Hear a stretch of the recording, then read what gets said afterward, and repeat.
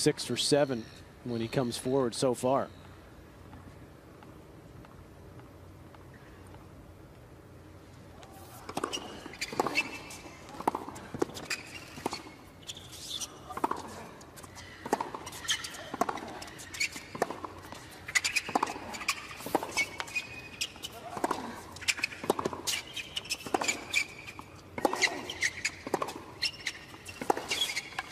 Oh.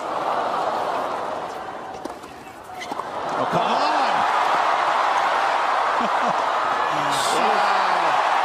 Hits the deck. Picks up and finds the open court.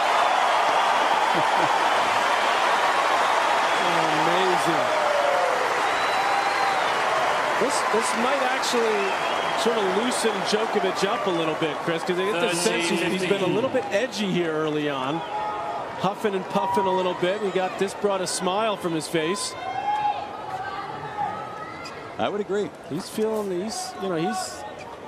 most people, most so-called experts picking him to win this.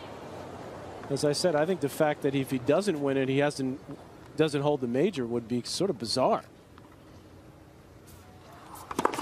Knee, hand, and elbow all hitting the